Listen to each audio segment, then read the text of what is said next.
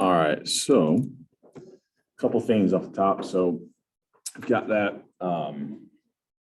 homework that's due at the end of the day today.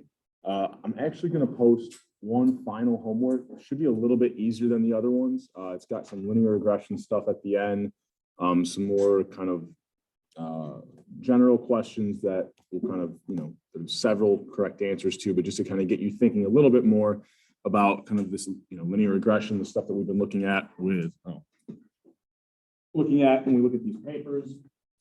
And I think it time-wise shouldn't take quite as long as these homeworks typically do. 5 questions, like I said, 3 of them should take quite a bit less time than the ones that we've had in the homeworks before. So I'll get that up after class, and that due date will be set to be next Friday. So obviously you can turn it in class next Thursday if you have it completed then, or kind of upload it as usual. I also decided to just extend that project, that due date to be, here it is. And I put up what looks like an assignment where you can upload that final version of your project. So if you can, if you start doing that now, I can, as soon as when you upload it there, you should be ready for it to be graded, right? So don't upload it there unless you're completely done working on it. Once I start seeing them pop up there, I'll even grade them if they're submitted early. Otherwise, you'll have to that Monday of exam week, right? So that's kind of like technically the last day of classes. We don't meet on Mondays, but I'll kind of give you to the end of the day on that Monday to submit that, and then I'll grade them kind of during exam week before we kind of, meet for the final, which I actually can't remember. This class is, you can take a look and see when that final is, our time slot. I must have clicked, there it is. Did I click on the right thing? So we've got the Thursday noon time slot. So it's a little bit later in the week. So hopefully I'll have kind of those graded, I'll start tackling them as soon as I can on that exam week. And then that should be the last kind of everything, end the class there. So any questions from me before we kind of jump into material today? And I'll get a practice exam up on Canvas. I should be able to get it. I know a couple of you are stopping on my office hours today. I don't have time to get it together and get put up today. It'll definitely be up there tomorrow afternoon. So you'll start to see a practice exam to kind of give you an idea about some of the questions. It's not cumulative, so it's just everything we've covered since the midterm. And I'll talk a little bit more about the specifics of the exam as we get a little bit closer, probably towards the end of next week. Okay. Any questions before we go to kind of material here today? Okay. And I'll probably focus a little bit more on, we'll be looking at quite a few more papers each week than we typically do. I don't know if we'll have time today, but I brought some just in case. If we don't get to these today, we'll probably take a look at them on Thursday. So let's jump back into it, okay? So we left off, we've been talking about kind of some of the issues related to NCAA, specifically kind of the labor market, paying players. And we can think about kind of the benefits to a student athlete of playing athletics at that collegiate level, right? So what students are going to be benefiting the most from being a college athlete? Well, if you think about the decision, right, to be a college athlete, especially in these higher revenue generating sports, for some individuals at higher quality institutions, maybe D1, the D1 level, they're probably thinking about progressing potentially to be a professional in that sport, right? And so who's going to benefit the most? Well, whatever sports, the professional leagues have the highest salaries, right? And so we can kind of think about maybe individuals who aren't in those sports, so maybe are lower revenue generating sports or lower quality athletes, maybe Division II, Division III, then really the benefit is not the increased probability of making it to the professional league, but actually the value of the degree itself, right? If they're getting tuition remissions, they're going to be a student athlete, right? Student is being the first word. Well, then they're going to hopefully be receiving a degree. So we kind of have multiple benefits there. I guess now with NIL deals and things like that, kind of monetary gain also enters the equation. But we can't ignore that one of the benefits is going to be this college degree, right? So one thing that, if you've had labor economics here, or maybe you've heard this from one of your other econ courses, that there is a value in having the degree, right? If you go through these classes, you're going to pick up skills, you're going to learn critical thinking skills. maybe even very technical skills, how to use specific programs, right? How to make, I don't know, how to do some, if you're an accountant, right? Hopefully they're preparing you to be able to kind of pass the CPA. You're learning some technical skills. But there's also just a value in a degree as a signal of quality, right? So I should probably be careful saying this, but your GPA matters. Your GPA is not the end of the world if it's not as high as it can, right? Because when you have went through certain courses, right, employers will view that as simply a signal, right? So I'll give you an example of this that's pretty relevant to the business college. So I try to incorporate Excel a little bit into this class, into my statistics course. I know other professors try to incorporate even R into some of the courses, kind of trying to teach you to learn some of these different statistical programs. A lot of companies may have their own program. They may have a program specific to them that maybe other companies in the industry don't often use. So they're not going to be able to find someone who probably learned that in their college degree. And so they look at a resume and say, well, they passed these classes, which incorporated these other programs that are similar. That's a signal that they'll be able to learn our program. Right? You don't have the knowledge to use their program yet, but they see that you've learned other things, and that's a signal that you can learn what they want you to learn once you get there and working for their company. So we can think of it as being kind of this signal of I guess, academic quality or intellectual quality. But eventually, right, that's going to be replaced. Once you get a job somewhere, it's going to be replaced by your performance. And so who's going to be kind of benefiting the most from this college degree? Well, it's giving them a signal that they're high quality, but then they also have to be like a high performer once they get that job, right? So if you think about maybe like the student athletes on the right side of the distribution, right, or your more kind of higher intelligent or higher skilled student athletes there's going to be the one that's benefit the most from having this college degree. So it's kind of interesting to think about the student athlete choice and kind of look at some of the data. But there was a paper that found being a student athlete raises the probability that a student ends up in a higher paying STEM job. But the problem was being a student athlete also increased the probability you ended up in some of the lower paying career fields as well. So being a student athlete really seems to cause kind of a divergence in whatever your initial intellectual ability is. For those high intellectual ability individuals, they obtain this college degree. Once they get the job, they're high performing, right? So it's increasing the probability they end up in these high paying STEM jobs. However, on the other side of the distribution, if they're choosing to enter majors or careers that are lower paying, right, we might see kind of this divergence. So I'm less likely to maybe be in the middle, more likely to be on one of the extreme ends of the distribution if we're looking at student athletes relative to just regular kind of college students. Now, I guess non-athletes, we call it that way. So we think about why some athletes might make more or less once they leave college and enter their career. You can kind of look at, just kind of major choice, right?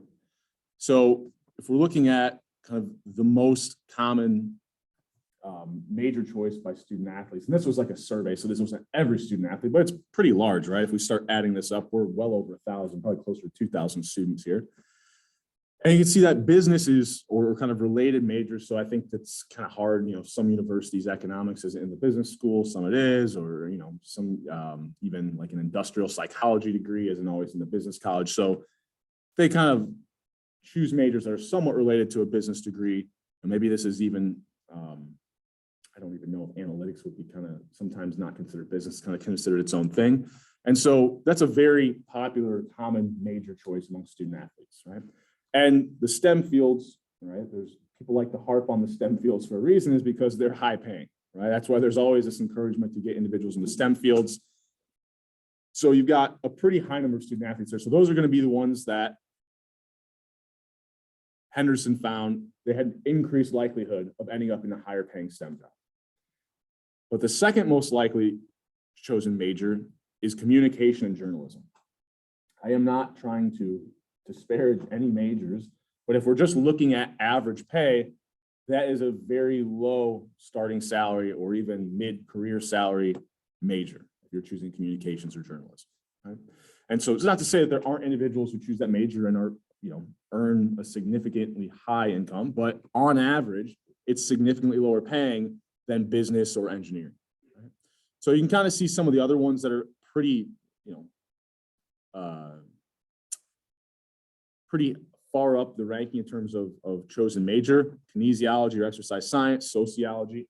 Those are also very low. I can say this because my brother is actually a professor in exercise science, and he will tell you an undergraduate degree in it is worth about nothing, right? You're going to have to do some graduate school, or you should kind of couple it with another degree like management or something like that. And so we can kind of see just by major choice, we're getting this kind of divergence, right? We have a lot of student athletes choosing kind of these higher paying STEM fields, but there's also a pretty significantly high amount choosing these, what are pretty far down on the ranking in terms of starting or mid-career salary majors as well. So, that, I think it's kind of an interesting kind of little snapshot, just looking at major choice. But we can also think about, okay, the value of being a student athlete is not just the degree, right? But it's also going to be, especially in these sports that are high revenue generating at the professional level, well, what's the likelihood that I make it to the professional league? So I kind of did this little breakdown. NCAA puts out these numbers, and you can kind of figure out the percent likelihood that if we're just looking at all players at the collegiate level, what's the likelihood that they turn pro? So here we've got baseball, men's basketball, women's basketball, football, men's hockey, and men's soccer. I think these were the top 6 highest percentages to make it to the professional league. All the other sports relatively low, right? Less than, I guess if this is on the list, it's going to be less than 1%, right? Or less than 0.9. That was the lowest one. So if we looked at the percent of NCAA players that make it or kind of are signed by a professional league in each one of these sports, baseball is by far and away the highest. Men's hockey's next. And then kind of these other 3, they're all pretty similar, right? Slightly above or below 1%. Right? However, this is kind of for our major professional leagues. What's kind of interesting is if we just think about, did they go pro in general? So this isn't just our main 4, like NFL, MLB, NHL, NBA, I think is the one I didn't say, right? If we think about other leagues, maybe international, then men's basketball jumps all the way up to 19%. Right? So this is like, there's a European league, there's some, I think China has their own league, and there's some other East Asian basketball leagues. You also have, I think Australia has their own. So there's a lot of other professional leagues that they could go outside of the United States, professional league. So it kind of depends on how we want to measure this. Now, comparing these other professional leagues to the salaries in the NBA, right? They're lower. Right. And so do we want to treat them exactly the same? Probably not. Right? Same kind of thing for women's basketball. There's actually a story. Who did I read about?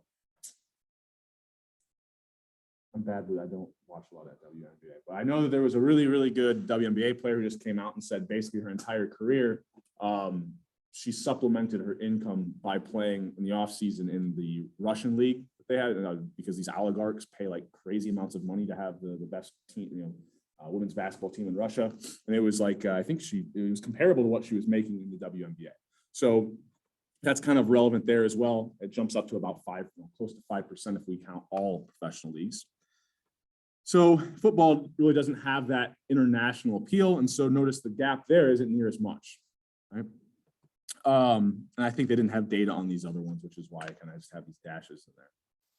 So why do you think, thinking about this, and maybe it takes a little bit of knowledge about these different sports and how they operate. First of all, we can notice Major League Baseball's draft is ridiculous. I forget how many rounds there are now, but they have so many rounds, and that's why they have a significantly higher number of NCAA players that just get drafted. A lot of these players will get drafted, they never end up with a contract with these Major League Baseball teams. But if we're just thinking about that 9% sign a deal with Major League Baseball teams, why is that so high relative to other sports? Yeah, they've got several different divisions of their minor league teams. And so, I'm on under contract under this professional baseball team's organization, but I am not earning salaries near as high as the Major League Baseball players, right? And so this, we would probably want to try to dissect, what percent of NCAA players make it to the Major League Baseball in, 2-3 years. We probably want to put a timetable on it. And that would probably be a more accurate representation that we could compare to these other sports, okay? Why might men's hockey be a pretty high percent? So notice they don't have like a ton of players drafted, but it's still a pretty high percent of them make it to the professional level.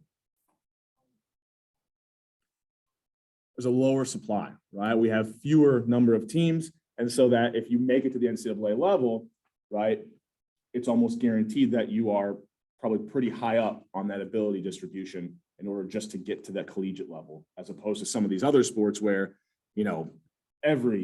I went to, I did a year at Purdue North, it was North Central at the time. Now it's Northwest. It's up by Michigan City, Indiana. And even they had a basketball team. It was basically like a community college, right? So every college has a men's basketball team. Not many, even some of your large D1 programs have a men's hockey team, right? And so just kind of the supply difference there is going to drive that percentage up quite a bit. Okay? It'd be interesting to look at, I don't know if there's, I don't know if the data would be out there, but you could break this down into somehow finding the number of teams and dividing by that to kind of create a factor where you're accounting for, this is the percent likelihood, accounting for the fact that there aren't as many teams or that there are more teams, but this is just the raw data. So you can use these percentages.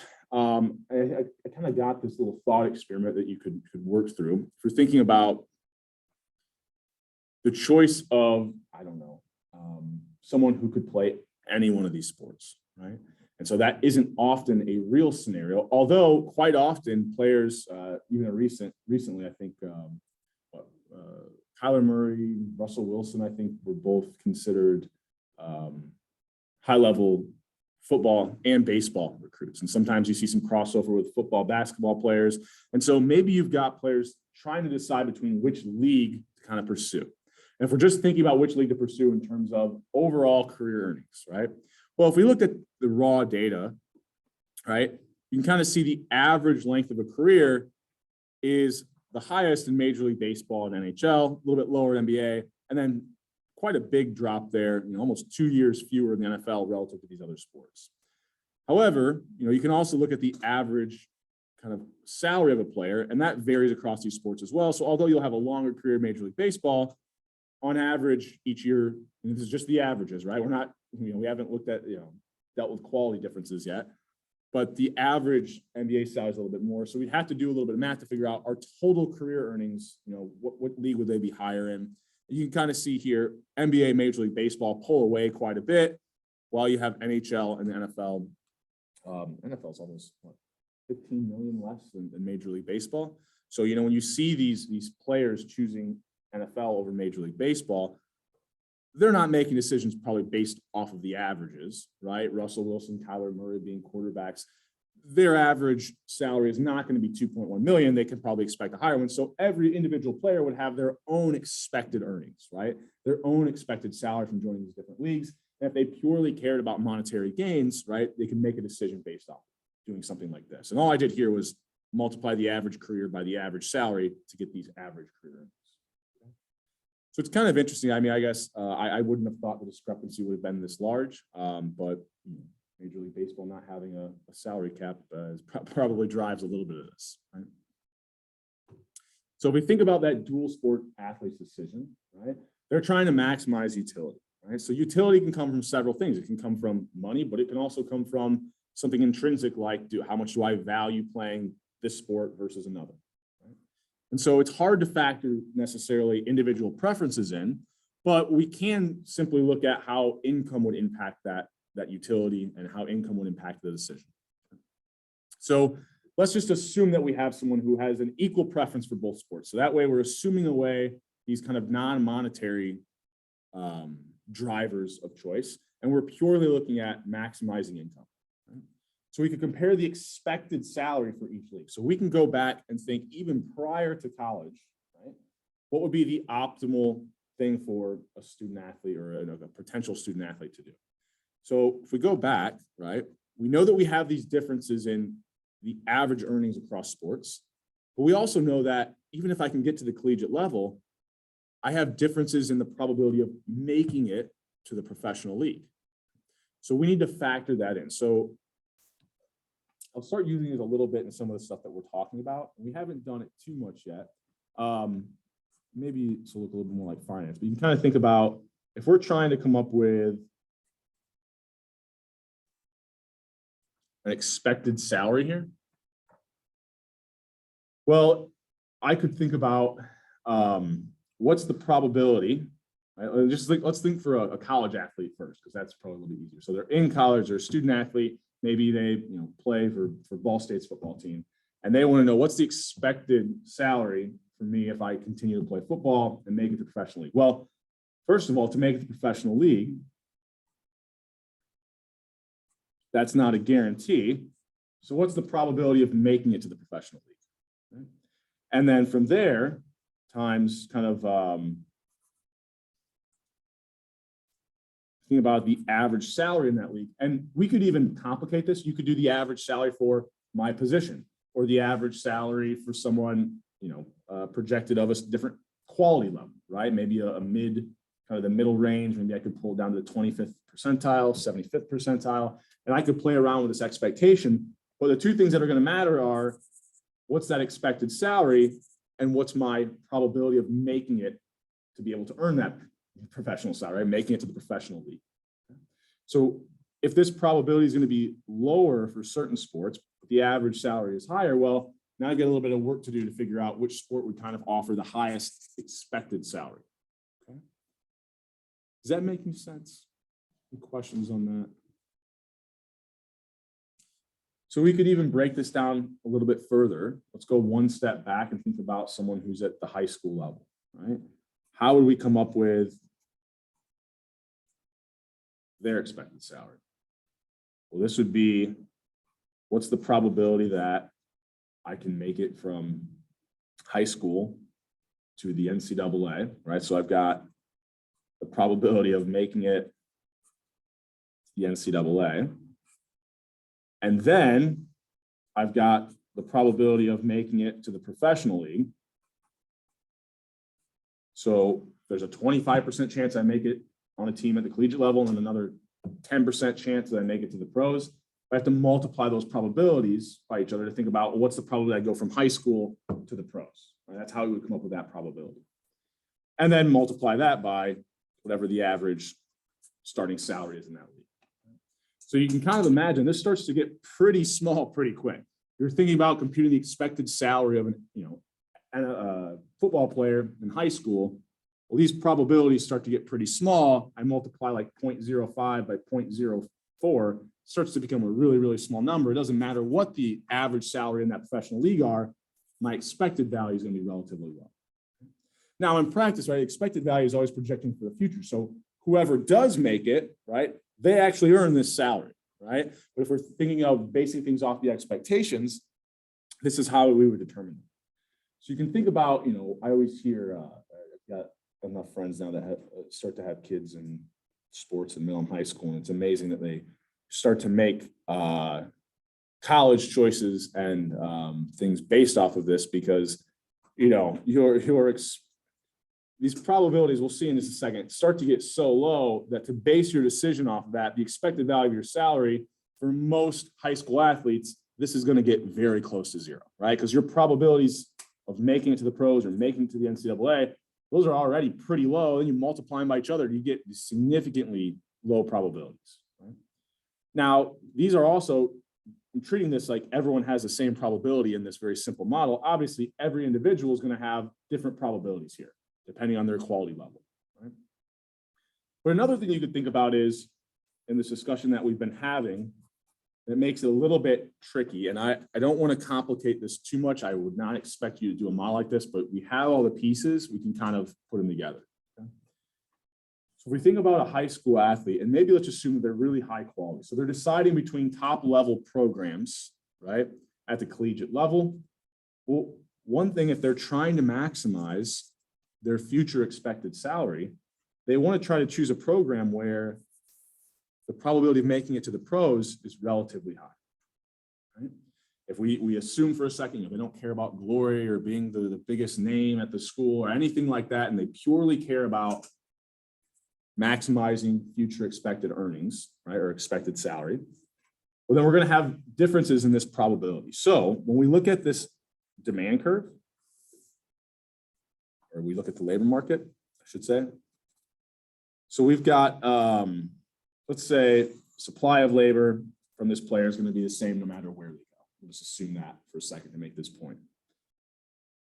If I'm choosing between two programs, maybe, let's say, I guess a pretty relevant one, the University of Alabama versus, I don't know, Indiana University, right? Both D1 programs, both in the Power Five, right? Both I can, definitely going to be on, national television.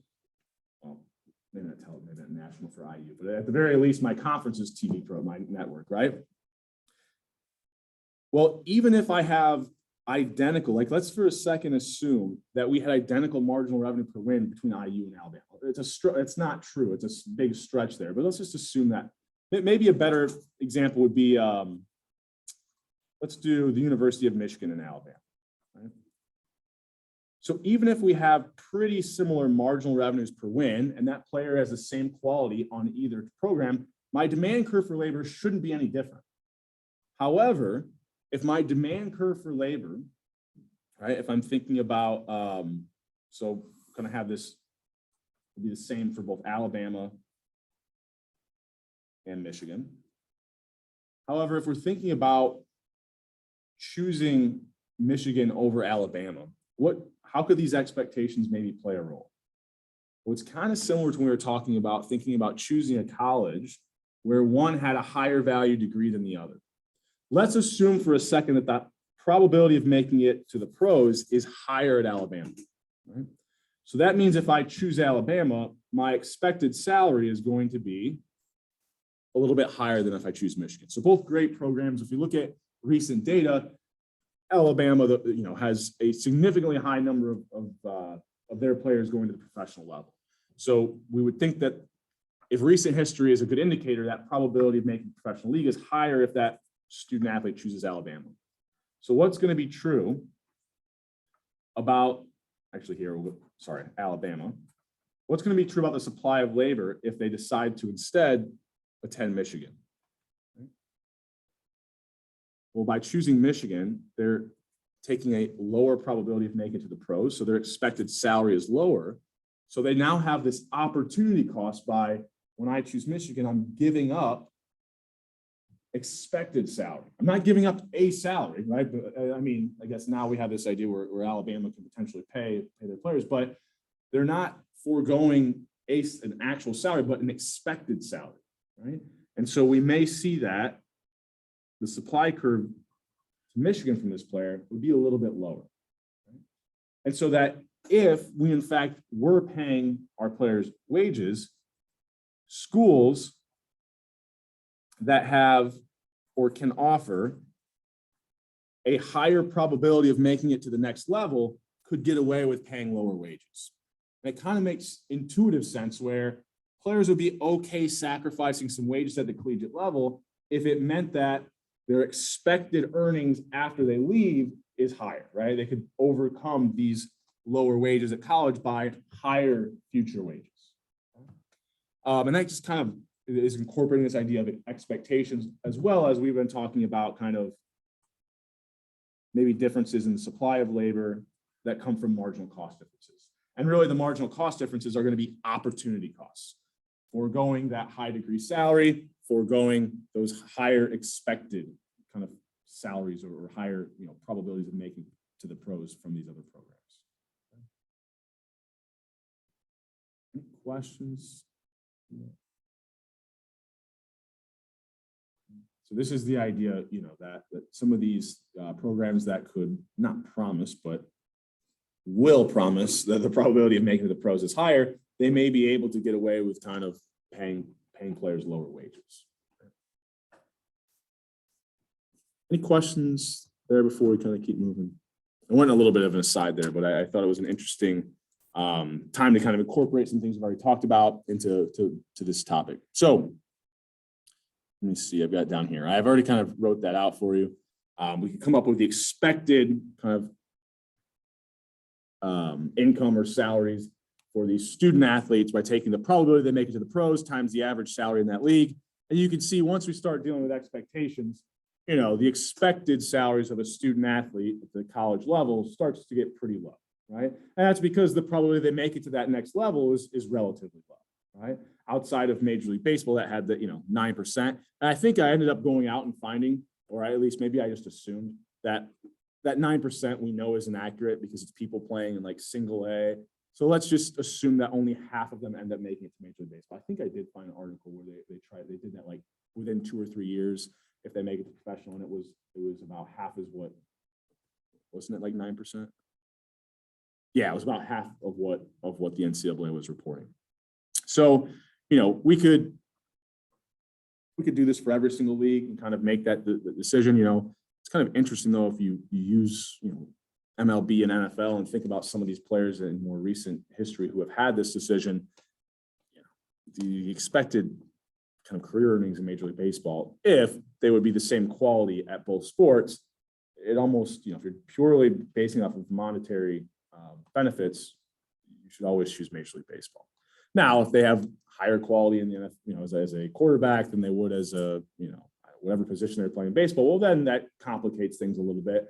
But assuming that they would be kind of high quality athletes in either sport, here we can kind of see because that probability of making it to the pros is so much higher in Major League Baseball, and the average salary is what, more than threefold that of the NFL.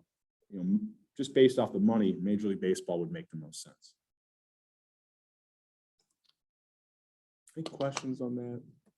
Comments, thoughts? Okay with this? No? So I then went out. I think this is a fun little thought experiment as well. Let's just look at the percent likelihood that if you play sports in high school, that you make it to the collegiate level. Right? So once again, it's kind of interesting. Why do you think we see such high rates in men's and women's hockey and women's hockey? Well, there just aren't near as many programs around the country, right? So if you are playing that sport, you're in a much smaller pool of individuals, right? And so it's more likely that you make it to the next level. The rest of these, I don't think there's anything that's glaring or that stands out.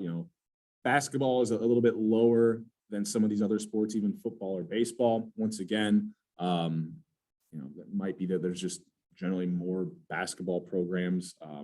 I know, some of the smaller schools are cutting their football program now. And so, maybe that plays a role, but none of these are wildly different other than kind of the hockey stands out a little bit here.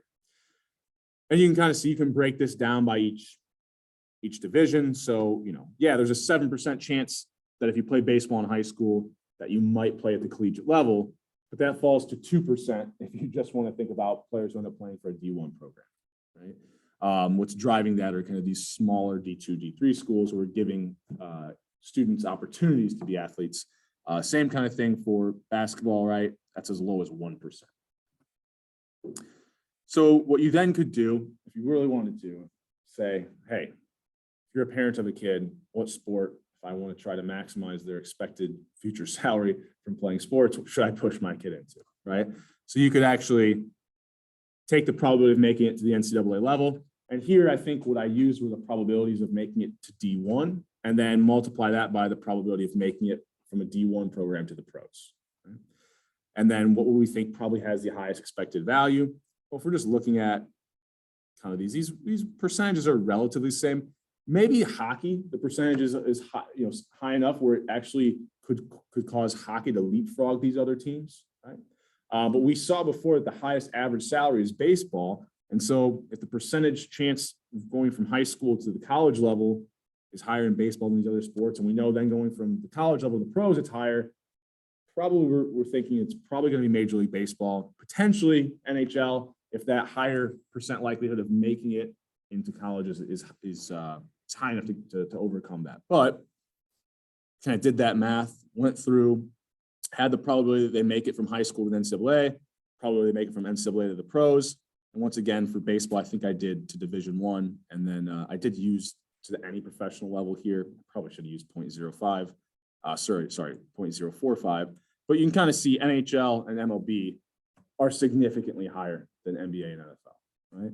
And like I said, you could play around with what probabilities you want. You know, if you think, you know, maybe I want to think about just going from D1 to the pros, you could adjust these probabilities. We would still have that same average kind of expected salary. And this, I think, makes the point that, you know, these two sports, because the probabilities are a little bit higher, the expected kind of salary amount is, you know, significantly greater than NFL and MLB. Any questions there? And this may be maybe I shouldn't make fun or poke fun of people, but you know, if we're thinking about I hear people all the time, and they'll be like sending their kid at like the age of like 9 or 10 to like these traveling leagues, and they're spending all this money to try to, you know, help them be a better athlete. Even if we just use the averages, assume that kid would be average quality. If the expected salary in the NFL is $7,000, if we're thinking about this as an investment, probably shouldn't think about kids in that way, I guess. But like, if we think about this as an investment, right? My expected payout would be $7,000. I can guarantee you there are plenty of parents who have spent more than that on travel leagues and equipment XYZ. And so to me, it's from an economic standpoint, it's kind of interesting that really the only sports that would make sense are baseball and hockey. Yeah. It could, right? So I guess there it complicates it, right? Because maybe maybe investing in that travel league increases this probability enough to where the expected salary then kind of overcomes those costs, right? If I had to venture a guess, you know, if you were good enough to make it to the if you're good enough to make it to the next level, that usually plays out. But you're right, to give them an advantage and increase those probabilities a little bit. We could complicate this even more. So yeah, like I said, I probably shouldn't think about things that way, but you know, I'm an economist, so here we are. So that's kind of an interesting aside. You can also think about a pretty relevant decision that's at a lot of student athletes' mind if we're thinking about going to the professional level, is whether or not they stay an extra year, or like right now, you know, a lot of the NCAA basketball players are declaring for the draft, right? Or do they stick around a year and then kind of declare for the draft later on or in the future? So what goes into this decision, right? So what are some factors we would think probably matter if a player is choosing whether or not they want to declare for the draft or stay in college for another year? What types of players declare for the draft? Yeah. Probably players who have been encouraged or just are in the limelight for the time. Yeah, so why might someone tell them to enter the draft? Because they think that they will go high up, right? They're a high quality player, right? And so I've got to kind of work out, where do I think I will get drafted? Like, how high up will I get drafted? Because in any league, how high up you get drafted is also going to be influenced by what that first contract you get is, right? And so the goal of the student athlete in leaving would be, if I think I'm going to be higher draft pick, closer to the top, right? Then that's a good thing for me. So I want to ensure that I'm going to be a high level draft pick. And that will depend on a few factors, my quality level. But even if I'm pretty high quality, what if I'm in the same draft as, what year would that have been? Was it 06, where you had like Dwayne Wade, LeBron James, just a ton of amazing players that year. So it's not just my quality, but it's my relative quality to everybody else who's going to be leaving this year. So you can imagine a scenario. So the quality of the player, quality of maybe of the team they return to, right? So maybe I was on a team, we underperformed, but I think if I stay around the next year, we'll still be a high quality team. We can potentially go further into the tournament.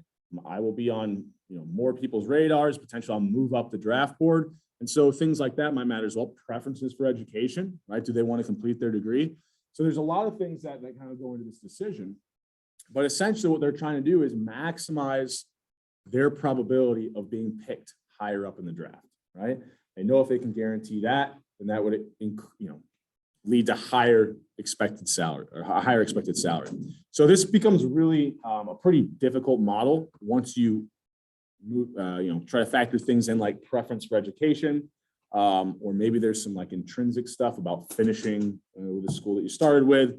But really, I haven't seen anybody model this, but it could be kind of interesting to look at decision-making of these players at the end of the draft relative to what the quality of the draft class, their own quality is, right? I think I'll end on this here, and maybe we'll come back to this next class because I want to start kind of the next topic, and we'll get a little bit of then kind of NCAA today and on Thursday. I also think I have a paper related to NCAA. So let's skip down to past value of the players, and let's go to this kind of graph that I have in here. So I was trying to go out and find some estimates. I don't know why. I do know why, but it's not worth talking about in this class. But I'm interested in kind of these betting markets, right? So it's very interesting to think about how these open legalized gambling markets are influencing, athletes' decisions, just general sports fans' decisions, and we can kind of just look at the scope of them and why they matter, right? So what I didn't know before kind of going out and doing, looking at some of the statistics is that prior to 2016, so this was, I think, specific to, right, 2003 to 2016, we've got all these different countries. Australia, by far and away, has the biggest gambling losses of any country, right? I was looking, there's a paper, I think that it's, there's a lot on their sport called footy, it appears that there's like a huge gambling around that. But I mean, look, Singapore is more of like a destinational, probably gambling thing. I mean, that is more than twice that of Ireland, of the next highest, if we kind of rule Singapore out, because it's more of a kind of tourist kind of gambling. You would think about maybe more like Vegas. And the United States is kind of, right there along these other major countries. But the amount of money, right? The loss per resident is $1,000. So figure out how much money was lost. The population of Australia times $1,000, right? If we're doing this per, I guess they do it per adult. So not the population over 18, right? Same kind of thing for the United States, right? On average, we're losing about $450 per person. Multiply that by the number of people over 18, you can kind of see these numbers. $116 billion was lost by the American public, or essentially given to these betting companies. And at this time, it was, if we look at the United States, primarily casinos, like we don't even have any kind of online game. I mean, minimal online gambling at this point in the United States. So I haven't seen a recent graph that kind of breaks it down as nice, but right, this whatever pink color, salmon color, didn't exist hardly in the United States before. I'm going to guess in the last year, this pushed the United States up quite a bit, right? In fact, if we look at the number of states that now have legalized sports betting, I have a data set. I think I'm going to show you in Excel because it's kind of an interesting result that I wouldn't necessarily have expected. And it's a pretty rudimentary kind of look at the data. But you can see here, we've got 30 kind of states now that have some form of legal sports betting. So this isn't all mobile. It could be in person as well. And not all these states have a sports team, but like something like New Hampshire, they're at least close, right? They're nearby, locations where there would be a sports team playing. And then there's a lot that have current proposals, right? So the one that's most interesting to me is California, because it has a significantly high number of sports teams and a number of people. Right. So it'd be interesting to see what would happen if they end up deciding to legalize. But this is kind of a quick snapshot of where we're at now.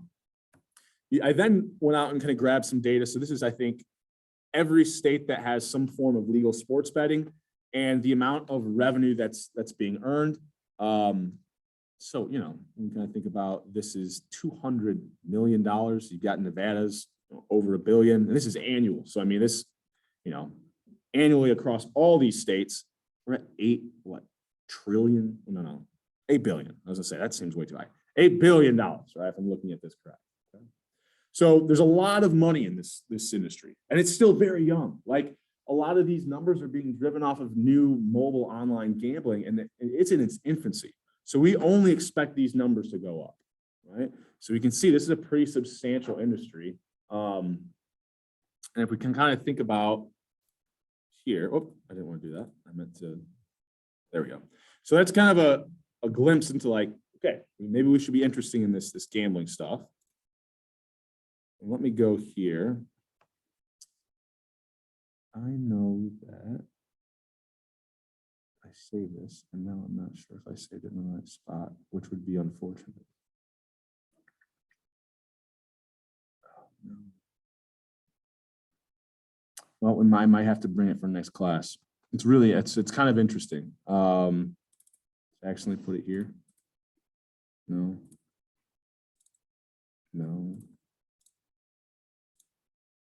I'm gonna be bummed if I didn't. Okay, well, we'll take a look at it next class, and I'll allude to what it is right now. So I went out earlier this morning, actually. I already had the attendance data. Well, I then kind of built a little bit of a data set where identified what states had legalized sports gambling in different years. I threw out 2020, which is unfortunate because there was a lot of legislation where states were allowing mobile gambling or online gambling, but it was a COVID year. So I wanted to look at attendance. That doesn't go too well, right? So excluding 2020, when you think about maybe a very easy linear regression, very naive, I didn't add any controls in, but just thinking about, was the attendance at these games, at different sports games, was that impacted by whether or not mobile gambling was allowed in that state? Right? So maybe, mobile gambling increases fan interest, makes it more likely that they'll buy a ticket. And so maybe we see attendance measures go up. If I could have went out very quickly and found some great TV viewership data, that would have been even better. I think you got to apply for the Nielsen data set there, and that would take a little bit more time and effort. But it'd be interesting to also look at not just attendance, but viewership, because maybe people aren't more likely to attend the game, but they are more likely to watch. So it would be a very similar idea. So even though the results I'll show you on Thursday will be with attendance, you could very easily think about changing this Y variable to TV viewership. And then think about, okay, we've got some intercept and then a variable that measures, was mobile or online gambling legal? This is simply going to just be a 1 if it was, 0 if it's not. And looking through kind of as I was building the data set, there was really only 1 or 2 states where when they legalized it, the law wasn't enacted prior to the NFL season. So even if they started in 2021, the majority of them were in the spring of 2021. So the full 2021 season, there was legalized gambling. So NFL is a really good sport to do this with, because a lot of these laws kind of came into play prior to the season even started. So you have a full 2021 season to look at. I also had this additional one, which was, and there was only a couple states that had physical gambling, but not mobile. So that might also be an issue to look at, or at the very least control for it. And you could imagine there's a lot of other controls, we could control for the quality of the team and all these other things. So if anything, by not adding these controls in, we may not find an effect here. So we run this regression, we end up seeing that B1 here is actually negative. Right? So I forget the exact number, and I also think the p-value was pretty high, so we couldn't even say that it's different from 0. So it looks like this online gambling or even in-person gambling isn't having any impact on whether or not attendance goes up or down at these games over the course of the season. And this was just home attendance, right? So those are depressing. Not what you would expect to find. But one thing that we should always be concerned with when we're running these regressions is it's just evidence of a correlation. So for instance, let's assume for a second that we're starting out from a scenario where sports gambling isn't legal anywhere. I then look at my attendance measures, and New York, this is very surprising if you look at the data, but despite not having high quality teams in recent years, still top 5 in attendance every single year, right? So you've got these 2 New York teams that have significantly high attendance. If then they decide, New York does not legalize gambling, right? Maybe you look at LA, you look at the California teams. They haven't legalized gambling. So you've got maybe no mobile online gambling for the teams that have the highest attendance in the league. You then look at maybe Carolina, maybe Indianapolis, and you see that North Carolina and Indianapolis, they legalize online gambling. When you run this regression, you're picking up this evidence of a correlation. Well, if only states that had these lower attendance teams legalized it, and the higher attendance teams haven't, it's going to appear that, well, legalizing online gambling is causing attendance to go down, right? And so if you look at the actual states that have legalized it, first of all, we had some of them in there. Texas, California still haven't. So we know that some of our largest attendance teams are going to have no legalized sports gambling. So how can we control for this?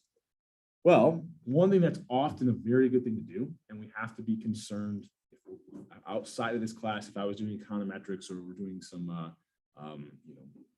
pushing it past that, we have to be concerned with using a lag, right? Depending on the model that we're running. But more often than not, we can deal with the issue, and a really good control is to add in 3 here. Whatever your dependent variable is from the previous time period. So this is saying, okay, I'm controlling for where their attendance was at last year.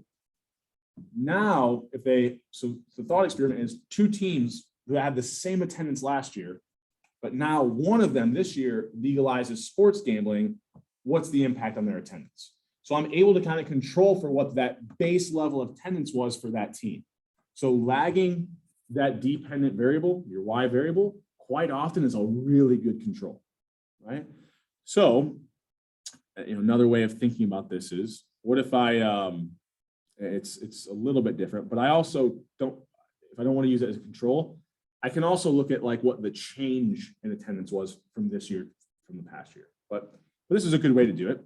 So if I end up running this regression, right, what I'll find now is if I control for where their attendance was the prior year, and the data set that I have that I'll show you Thursday, we actually had 2019. I skipped 2020 because it was the COVID year. What you'll actually see now is that you actually get beta 1 to be positive, where online mobile gambling actually predicts increases in that team's attendance, even holding constant where that attendance was the prior year. Right? And that's a lot more powerful of a statement, right? When we have these controls, the thought experiment is the interpretation of my coefficient is hold everything else constant. If this goes up by 1 unit, which in this case, we have a 0-1 variable. So if I go from not having legalized gambling to having it, the expected increase in attendance, holding constant whether or not they had physical gambling legal and whether or not they had, holding constant, they had the exact same attendance the year before. So that's a lot more powerful. And there, when you start including these controls that matter, you eliminate some bias in your coefficient and it's a lot more reliable.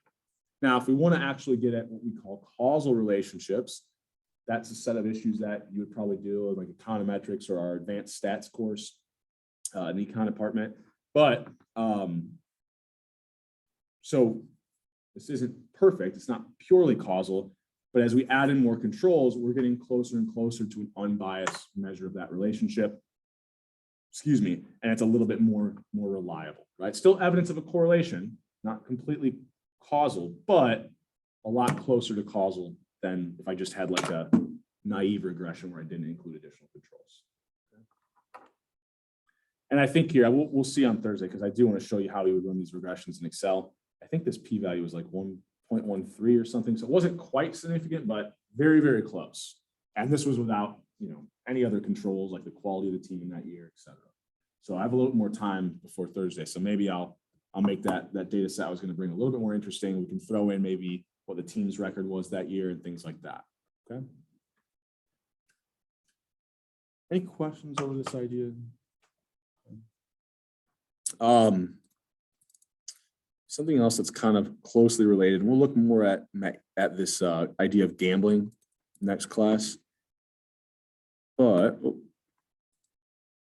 there was a paper that's kind of related to this. It's kind of interesting. So we looked at some of the older kind of fantasy sports data. So this wasn't necessarily considered like mobile gambling. You could just sign up, have an account. there was quite a bit of money. Like even in 2015, FanDuel and DraftKings were getting $2.6 million in entry fees for some of their different fantasy sports alone. Right? This was prior to like gambling on the actual games, but you could, put money in for, being part of a fantasy sports league. Right? So even prior to mobile gambling for the actual events, a large amount of money is being made here. Right? So you can think about if playing fantasy football, right, or fantasy sports increases the utility of going to attend a game, right, then we may see that when people play these fantasy sports, I'm thinking about fantasy football specifically here, if the change in utility is positive, it means that now when I'm thinking about the decision between whether or not I'm going to the game or watching on TV, well, maybe I'm more likely to go to the game than just simply stay at home watching on TV. Or maybe I'm more likely to watch it on TV as opposed to like not watching anything. Right? So an interesting question could be, does playing fantasy sports or participating in a fantasy sport league actually increase the attendance we see in the games of that sport? Right? Because if utility is impacted at all, right? So for instance, I didn't mean it's illegal. So I do a little bit of sports gambling, right? And I'll tell you right now, I never used to care about like Jacksonville Jaguars games. But if I bet on that game, I now actually don't mind watching it. I'm like tied in, right? And so, from a very anecdotal personal experience, I don't think this is a wild assumption, right? I would guess that for certain games, the utility of watching that game will increase if someone is playing fantasy football, right? Or betting on the game would be kind of the same idea. So, I don't know if any of you would have had his class. Have you had Professor Nesbitt for a class in here? Yeah. So this is his paper. So he wrote a paper, I guess over 10 years ago now, looking at NFL attendance. And then they also had Major League Baseball and NFL television viewership data, right? And they actually found that for individuals who were part of or participating in fantasy sports in either sport, right? If it was the NFL, he was looking at, did they participate in fantasy football? If it was Major League Baseball, did they participate in fantasy baseball? If they did, right? So we had a 1-0 variable there. They either participated in fantasy sports or they didn't.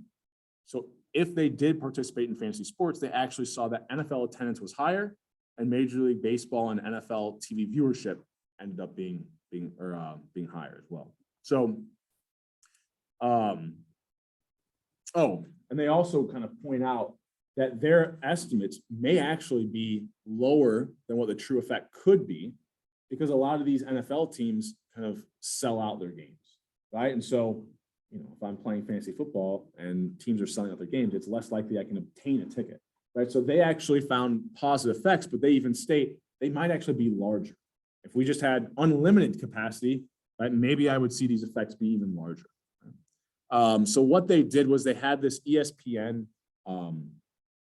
huge survey that it did for people who had ESPN accounts, and it asked them whether or not they participated in fantasy sports. It obtained what their favorite teams were. So they kind of controlled for if it's their favorite sports team, they're going to be more likely to attend the game. So they controlled for that. They also controlled for the demographics of the individual. I think they asked them typical survey questions like age. I think they might've had an income range where they asked them do you make between 40 and 50,000, 50 and 60? And the people responded. And then they also had, did you attend a game that season? Right? So this attendance variable was self-reported. So did they attend a game that season or not? And here I just grabbed the regression equation, which was, this was for baseball. They ran the same regression, but for football as well. But here they got, did they participate in fantasy baseball? Right? And then all these other kind of controls. Right? And here, kind of similar to when I was thinking about doing this at the team level, where I controlled for what the attendance of the team was the prior year. They wanted to do that. So they used this kind of avid fan, which really represented, did they attend a game in the prior season? So this was trying to measure, is this someone who typically goes to a game or not, right? So they ran this regression, and it's a little bit outside the scope of this class, but the result is interesting and was related to this, what we were talking about today. So I wanted to show it to you anyways. So ignore this, these two columns. They did something kind of tricky where they used this a two-stage probit. We don't have to worry about that. It was basically a regression with some fancy stuff that accounts for some biases that might exist. So what they find, basically this fantasy participation, that's what this PFANT measures. It's basically like trying to come up with a probability that they participated in fantasy sports. So here we can kind of treat these two variables as the exact same thing. And really the results were that if you play fantasy baseball here, we see positive coefficients. And they did things a little bit tricky where they put the stars on the standard error, but it's the same idea. They're just showing them to you in a different place. Both of these were highly significant, right? 3 stars significant at the 1% level or 99% confidence level. So they found pretty strong evidence that participation in fantasy sports here actually increases the likelihood or the probability that somebody attends the game. Okay. And the other ones kind of make sense, right? Being an avid fan made it more likely they attended a game. The older someone got, the less likely they were to attend the game. You could go through all these and kind of see. I think the income one makes sense too. Like lower incomes, less likely to attend games. Higher incomes, more likely to attend games. All these coefficients kind of make sense. And so we would expect that their estimates on this fantasy baseball participation would also kind of be the true relationship, which is interesting, right? Teams, I always thought like if I was a team, well, I don't know why they don't, like you could create, I know that some teams do this. They create like their own apps and things, and then they try to so my wife is a Baltimore Ravens fan for who knows why. But she follows it, has like this app, and they do like bingo things where you can like enter these things and like guess the things that are going to happen in the game. You can enter these little things where you choose like against someone else. Is this player going to go, have this many yards versus that? So they are trying to create ways to engage their fans. Essentially the same idea. It's not fantasy baseball or fantasy football, but it is changing something that would increase the utility of watching or attending the game. So this is a very like relevant example. Like teams are doing this, trying to create not their own fantasy football or baseball, but ways to increase that utility of watching the game, right? And this is, pretty good evidence that if there is something that is going to increase that utility of watching the game, we're going to see higher attendance, or the team would see higher attendance measures. And then they did this little kind of interesting little breakdown here. And this is a little bit of a hard thing to understand, but I think I can describe it to make it a little more clear.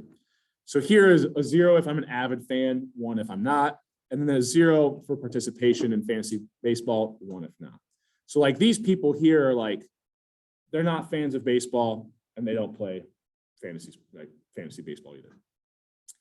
Here's people who aren't avid fans of baseball, but they do participate in the fantasy baseball league. So maybe the statistics side of it interests them. They don't really care to watch the game a whole lot, but they're interested in kind of this competition aspect of fantasy baseball. So the probability that they attend a game is 83%, versus if they weren't an avid fan and didn't participate, it was only about 40%. Right? So the marginal impact, right, of Major League Baseball, it increased that likelihood by about 40%. It made the people 40%, a non-avid fan, 40% more likely if they played fantasy baseball versus not to attend the game. That's a large effect, right? Now, for avid fans, we would expect it's probably not as great of an increase, but there you can see for avid fans who don't play fantasy baseball, there was a 70% chance that they would attend a game. If they were an avid fan and did participate, well, now it goes up to 95%. So even for them, we see a 25% increase about in the probability they attend a game for these avid fans if they played fantasy baseball. So sizable effects. I don't know, to me, this is very interesting. It's also like, you can kind of see here, it's not so much, even if I played fantasy baseball and I was comparing a non-avid to an avid fan, being an avid fan who plays fantasy baseball really only increases my chances of attending the game by 12%. So here we're finding that playing fantasy baseball increases the likelihood of attending a game more than being an avid fan, kind of holding constant this other factor. So a pretty interesting result, kind of ties into what we were talking about with, maybe online or mobile gambling. I'll bring in that data set next class. We'll take a look at it. And other than that, I think next class we'll kind of look at more betting line stuff. So just to kind of get the discussion out of the way, since we have a little bit more time, and also set us up to have less to explain at the beginning of next class. So I will try to primarily use NFL or NBA games because the lines make the most sense. But if we're looking at betting lines, so let's say the NFL, and I don't know, I've got, right, Chicago and Detroit playing, right? And I see that the line would look something like this. Okay. So the way that we read betting lines is this is going to be a line that the bookies or that the company is setting that says, we think that Detroit is going to win by 3 or more. Or if you take this bet, you're saying they will win by more than 3 points, right? Similarly, if Chicago with this plus sign, that means they're not favored. So if you have a negative sign, you kind of think about that team is favored to win, right? Favored to win by how much? More than whatever the line is set at. So if I'm taking this bet, I'm saying that Detroit is going to win this game by more than 3 points. If they win by exactly 3, they call it like, I think it's like a push, right? I think there's other terminology that some, like now that there's a lot of different companies doing this, some of them will even just say like they void the bet, but it's essentially nobody wins, nobody loses, right? If it's exactly 3. The positive 3 means that that team is kind of the underdog. And then if you take this bet, what you're saying is Chicago is going to either win or they'll lose by less than 3, right? So they can lose by less than 3 points here, and they would still what they call cover the spread, right? So that's how they're setting these lines. A negative means that you're favored. And if you take that bet, you're saying they're going to win by more than that. The positive sign means that they're the underdog. And if you take this bet, what you're saying is they will lose by less than whatever this number is, or lose by less than 3 points, which means that you could lose by less than 3 or actually win the game. Winning the game would still be losing by less than that number of points, right?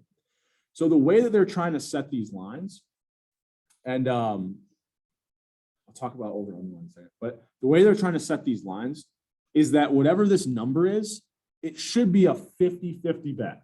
So when they give you this number, they believe there's a 50% chance that Detroit will win by more than 3, and there's a 50% chance that Chicago will lose by less than 3, right? So there's a 50-50 kind of chance there, right? So how do they make money? Well, they take a little bit of a cut, right, on every bet that's placed, and then that way they know that they're always going to make money. They'll win half the times, lose half the times, so that will kind of cancel each other out, and their profits will be whatever the cut is they take from every single bet placed, right? But these lines, if you're running your company, to maximize profits, they're setting these lines so that every bet you place is a 50-50 bet. If anybody in here is interested in sports betting, you probably hate hearing me say that, but everything you see out there is they are trying to make sure that it's a 50-50 bet. The only exceptions there might be, a lot of these companies will do like these introductory bets and things you can do where they're just trying to draw in more users. So they're okay losing money because they know you're going to be there for the next 5 years betting on other games, right? So that's the only exception where some of these, introductory offers or things that they offer, those may not be 50-50 bets, but that's just because they're trying to get more users. Every line that they set that's not intended to draw more users is going to be a 50-50 bet, right?